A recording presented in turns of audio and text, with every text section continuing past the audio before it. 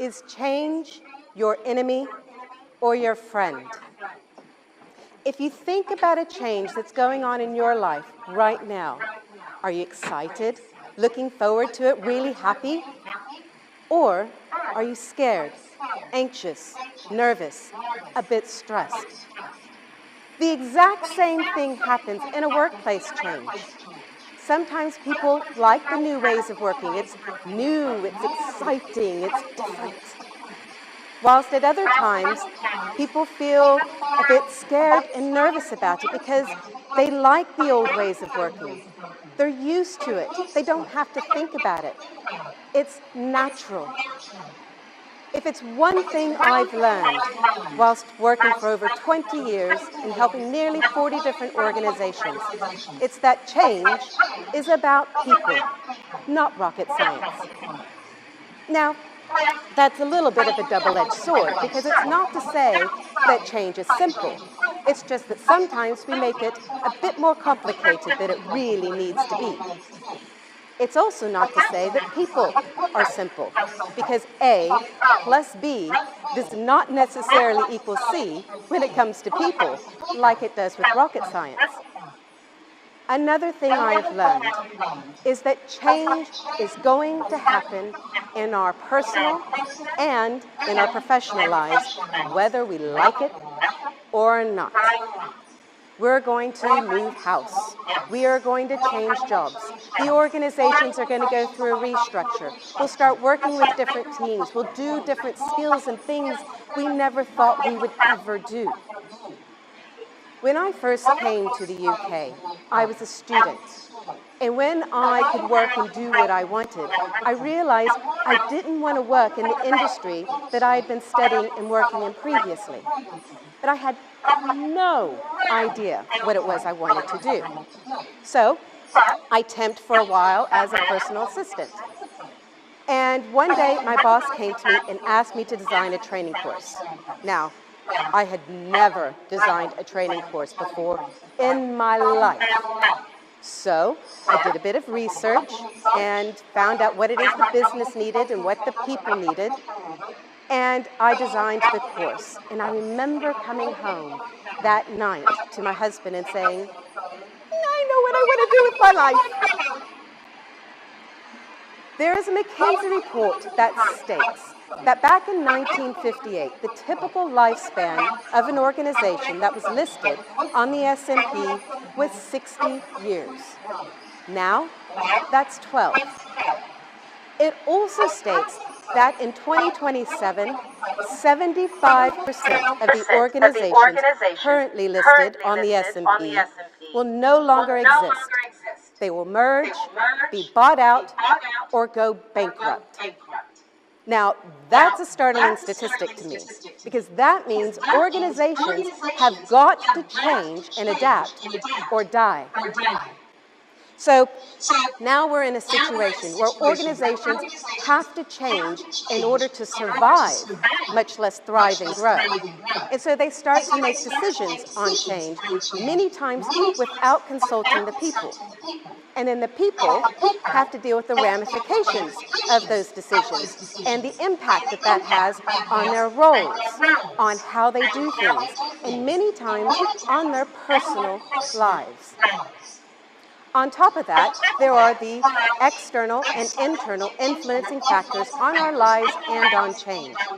For example, the political factors that go on within an organization as well as outside an organization between countries, economic fluctuations, social realignments and adjustments, and technology, one of the biggest disruptors of our time, and it's happening at such a fast rate.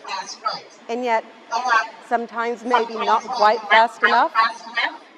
And that's just the tip of the iceberg. So when leaders and managers say they don't think people like change, I disagree with them.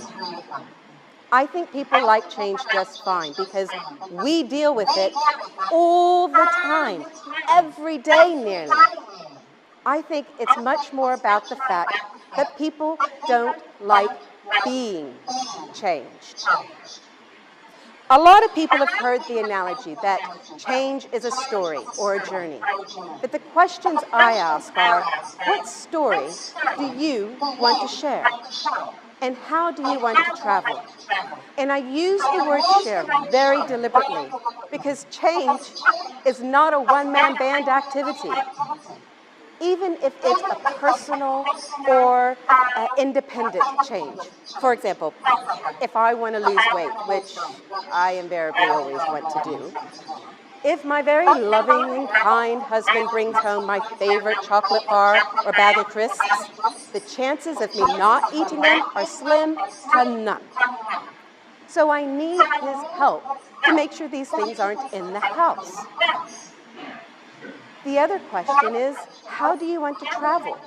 Are you the type of person who likes to be 20 paces ahead and use their energy to motivate and keep everybody up a pace? Or are you the type of person who likes to be in the group and you all go down the road together? There are two things you need to do to be future fit and resilient. One, you need to have a vision. What do you want? Where do you want to go? Do you want to go to Manchester or Bristol? The difference is quite stark. And how do you want to feel when you get there? How do you want others to feel? And by others, I mean your friends, your family, your teammates, your colleagues, your line managers, your customers, clients, suppliers, the industry. Because to be future ready, we need to know what it is that we want. Not now, but in 10 years' time. None of us have a crystal ball. We don't know when the next disruptors are going to come or what they will be. But if we have an idea of what it is that we want, then we can make decisions today that will prepare us for the future. Because when we come to a crossroads, which we invariably will do within that time frame, we can ask ourselves the question, will this take us closer to or further away from my vision? And based on that answer, we can then decide where we want to put our energies, resources, and our monies. 2, need to use the holistic approach to change. Now, what does that mean? It means all-encompassing. We need to know what is going on around us.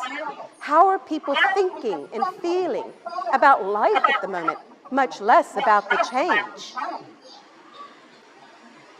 So that we can help them understand what is going on. The 3 key leadership skills we've got is to stop, breathe, and listen. Because when we do that, we many times find the answers to the questions in which we are seeking. And once we understand what it is we want and the context of what it is we are trying to achieve, then we can start to create a bit of a rough plan as to how we're going to get there through short, medium, and long-term goals. Now, I actually recommend doing this backwards, because if you know what it is that you want, then it's easier to ask the question, what is it that I need to do right before that I can achieve that? What needs to be in place? And that becomes my long-term goals of 7 to 9 years. Then I ask the question again, what is it that I need to have in place right before those long-term goals are achieved? And that becomes the medium-term goals of 4 to 6 years. Then, what does it need to be in place right before those medium-term goals are achieved? And that's my short-term goals of 1 to 3 years. And it's then, and only then, that I can ask myself the question, what is it that I need to do today, right now, to get started on this journey? Now, this technique can be used to help set our professional goals as well as our personal goals, and as line managers to set the visions and the goals for our teams, business units, and organizations. It also can be used when we're dealing with difficult situations. When I was giving birth to my son, I was having a planned cesarean due to complications that happened with my daughter a few years before. And they got him out, and that was fine. But then that's when things went horribly wrong with me. And I went into anaphylactic shock 7 times. Now, early on, in between consciousness, I remember thinking, ooh, I've seen this on ER. This isn't good. And I kept waiting for Noel Wiley to come in and start telling the doctors what to do.